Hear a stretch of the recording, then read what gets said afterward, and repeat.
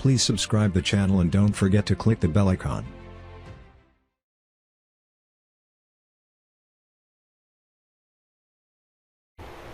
Bismillahirrahmanirrahim. Welcome to Botanica. So previously, in the previous lecture, we have discussed about the culture mediums.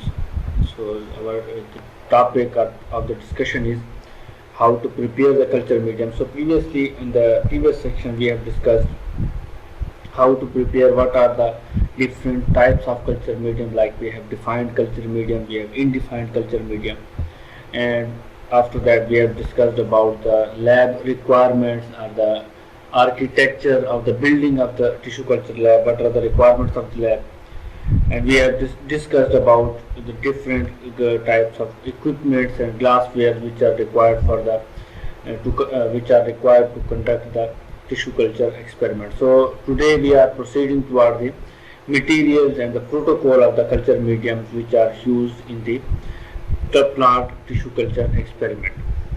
So first of all, as we have discussed previously, we are using distilled water, or most properly we are using for the most of the time for plant tissue culture experiment we use distilled water, or we use demineralized water. So why we are using demineralized water? Because we are adding accurate amount of minerals in the culture medium. So either they are inorganic salts or we are adding it in some other forms. So their quantity is very accurate. So if we are not using demineralized water which is free from the minerals, so it will affect the composition of our culture medium, and eventually what it does, it will affect the result of our experiment. So that's why we are using demineralized water instead of distilled water. We can use distilled water, but water also contains minerals, so it is more accurate, it is more sophisticated to use demineralized, more professional work to use demineralized water. And these, but as in other experiments of the botany or chemistry or zoology, we are using distilled water. So we can use distilled water, but for the most of the time we are using demineralized water, which will not affect the composition of our culture medium. So the chemicals should be the analytical reagent grade. So as we are purchasing these chemicals which are used, for example inorganic salts, we are using sucrose as a carbon source, nitrogen sources, metallines, or some other forms. So these are the chemicals we are purchasing from the companies, we are purchasing from the market. So they should be of analytical reagent grade. Their purity should be 100%, because we have some companies, chemical companies, which are providing chemicals with a very low quality. So those chemicals should not be used. It should be, for example, we have some companies which are very good at their chemicals. The purity is very good, the results are very good. So those companies are, for example, we have Sigma Aldrich or Sigma company. So what it does, it offers plant cell culture tested grade. So their chemicals are tested grades, analytical reagent grade. So chemicals, when it comes to the plant tissue culture, so it should be taken seriously, that chemicals should be free from the impurities. There should be 100% pure or 99% pure or more than 90% pure, because if these experiments are very fragile to the changes of the composition of the medium. So if their purity is checked, their purity is not, there is not the purity, they are impure chemicals, so it will affect our experiment. So it is generally safest to obtain what the highest quality with the fewest impurities. So those chemicals should be used which have very low impurities. So these are about the chemicals. So either we are using the nitrogen source, either we are using the sucrose, or we are using any other type of the chemical. And now it comes to the gelling compound. So as we were discussing about the culture medium, we have discussed that we have two types of culture medium, like the liquid culture medium and the solid culture medium. So these two classifications criteria is different. One criteria is defined and indefined. On one criteria we are classifying the culture medium, on two categories, defined and indefined. For that classification, the classification criteria is something different. Criteria is either we use all the components which we are adding, we know the accurate composition of those compounds, or we are adding some complex chemicals which composition is we don't know which the composition of that particular chemical. But this particular classification, which we classify the chemicals on two classes, for example, one are the solidified medium and one is the liquid medium. So it is based upon the either we are adding it the gelling compound or gelling agent, for example agar-agar or something other like that, or we are making culture medium only in the liquid form we are using it. So these are the two classifications. So here we are along with these chemicals, so we can also use, or we are using for the most of the time, gelling compounds, gelling agents. So how they are added? So gelling compounds like the agar which is obtained, which is sometimes called agar-agar. Gels come in many different grades. So it is best to obtain agar purified for use in plant tissue culture. So here we have seen that these chemicals are these chemicals are specifically made for the plant tissue culture experiments. For example, when you get these chemicals, so there is a clear cut written on that particular chemical that this is for plant tissue culture experiment. Why? And these chemicals of the plant tissue culture experiment specifically, they are not cheap, they are far more. So we have agar which gels come in many different grades. Generally it is best to obtain agar purified for use in plant tissue culture. So we are not using a simple agar which is used in the normal experiment for the fungi or bacterial culture medium. So we are using a agar which is of plant tissue culture experiment grade. So we are using agarose, which is also a gelling compound. Agarose gels come in different grades of purity. So these are the purity, different grades of purity. So as the purity decreases, their price is also low. So those chemicals are those compounds, gelling compounds which have high purity, they have also high cost. So these chemicals are which are of plant tissue culture grade, experiment for the plant tissue culture grade. They are of high cost, but they will give a best results. So after discussing about the materials, we have discussed about the glassware which is required for the preparation of the medium. So now we are going to discuss about how to make the media that we are going to make. So in the for the most of the experiment, we are doing these experiment either in the chemistry or we are doing in the botany, zoology. So what we do, we make a stark solution. What is stark solution? This is the solution of, for example, if we require solutions of 0.5 or 0.8 molar or 0.6 molar, so we will make a stark solution of 1 molar, 1 m. So we can make different solutions of low molarity from that particular stark solution.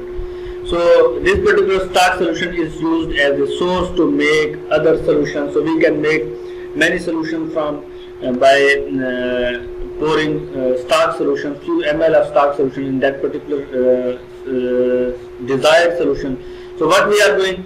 So first we are making that particular stark solution. So we have chemicals which are dissolved in the demineralized water. As we have discussed, we have seen that there should be used, demineralized water should be used, deionized water should be used, which should not, we should not have minerals in it. So chemicals are added one by one to avoid the precipitation. So it is also practiced that, it is also seen that, so it is not the usual practice that, for example, we have 10 or 20 or 15 chemicals and we have weighed them and now we are mixing and we have added at one time all those chemicals in a beaker or in a water, and now we are stirring and we are dissolving it and we have autoclaved it and we are using. So now this is not the practice. So what it does, first of all, for example, if we have 15 chemicals, so these chemicals are added one by one. So if we have added one chemical, for example 15 gram of that particular chemical, so first we are going to dissolve that particular chemical completely. So when it gets dissolved, so now we will add the next chemical, and when it is dissolved, second chemical is dissolved, so after that we are going to add next chemical. So chemicals, either they are 10 or 20 or 30 or 15, so they are added one by one. So what it does, it avoids the precipitation.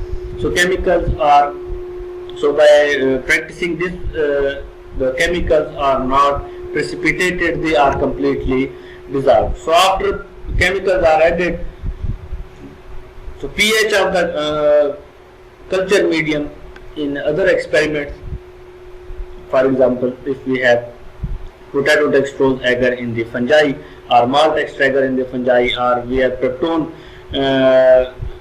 culture medium in the bacteria, so their pH is very much accurate. So pH, as we know, pH affects the growth of microbes as well as growth of the plant. So pH adjustment is very much essential. So when we have added these chemicals, and the chemicals are now complete, we have dissolved all those chemicals, so now we are going to adjust that pH of that particular culture medium to at the level where the growth will be at optimum. So what we do, for example, if we have made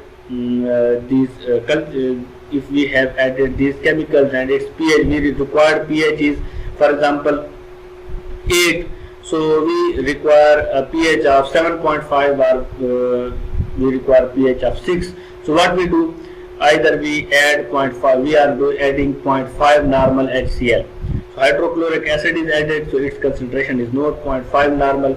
So we add one by one, drop by drop, wise HCl is added, and when the pH is up to 6, so now we have the pH is at optimum level, and now the media can be used. But if we require pH more than 8, for example, if we are starch solution, pH is 8 and we require pH of 9.5 or 8.5 or 8.2, so we will add 0.2 molar KOH, potassium hydroxide, so it will adjust, it will make up to the 8.5 or 8.2 of the desired pH. So pH is adjusted according to the requirement. So what, after adding these all the chemicals, so what is the final pH and what is the requirement? So according to the needs, either the pH is adjusted by using 0.5 normal HCl or by using 0.2 molar potassium hydroxide.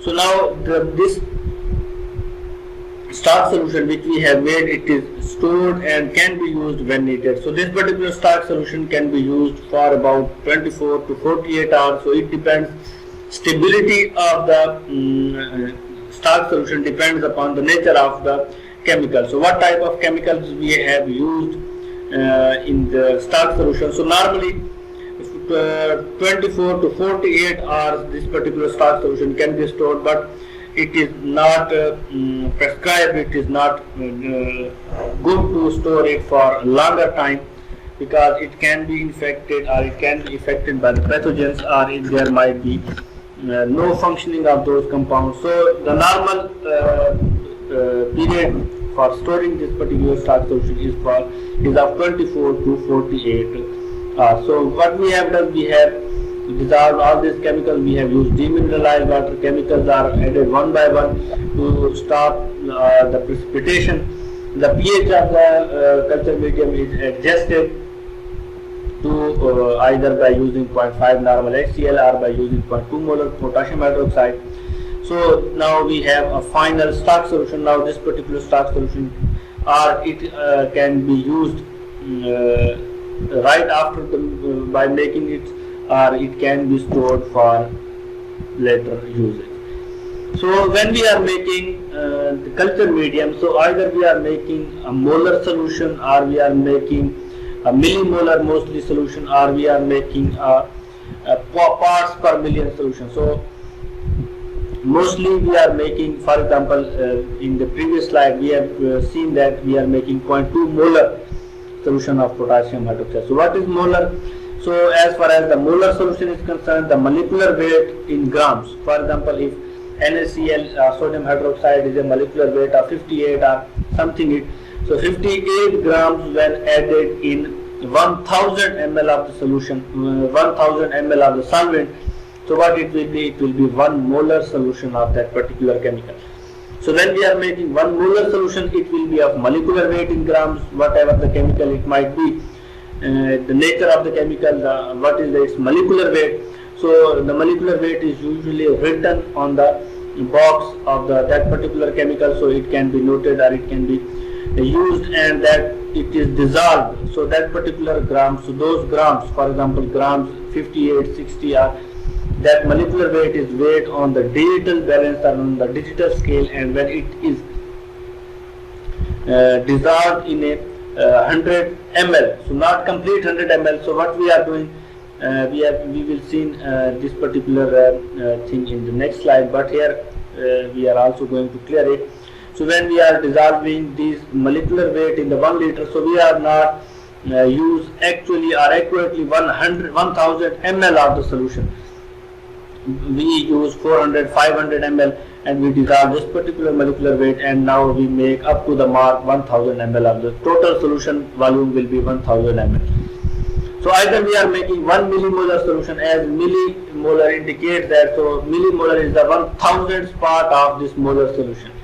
So here the molecular weight is in the grams, but here in the millimolar the molecular weight is in the milligrams per liter. So if we have grams in 1000 grams or 58 grams, so we will convert it into the milligrams. And what are the milligrams? And when we are going to dissolve it, it will be 1 millimolar solution. And similarly, parts per million is the milligram per liters of the solution. So these are the 3 different quantities which are used to make media preparation. Either the medias are made in the field of genetics, or we are making in the physiology, or in the plant pathology and mycology. So these types of media. So this is the normal formula which is used to make a volume of desired solution from the stock solution. So we are using stock solution, and we will get about how many the ml of the stock solution and dissolve it in the media, in the solvent, and we will get the final volume. So this is the formula to make new solution by using the stock solution. So solution of low molarity from the stock solution. So here we have required concentration. So this required concentration is of new culture medium. So for example, here volume or here the stock solution concentration is 1 molar, but we now require 0.5 molar or 0.4 molar solution. So what we will write here, so required concentration is 0.4 molar multiplied by medium volume. For example, we are going to make 0.4 molar solution in 500 ml. So here we are writing 0.4 molar, and here in the medium volume we are going to write 500 ml. And divided by concentration of the stock solution, we know what is the concentration of the stock solution. It is 1 molar, and is equal to volume of the. So when we will add, when we will put the required amount or conditions which are here required concentration, medium volume, and concentration of the stock solution. So we will get volume of stock required. For example, we will get the value of 90 ml. So now we will get 90 ml from stock solution, and we are going to dissolve it and making it to the 500 ml. So we will get 0.4 molar solution in a 500 ml of the solvent.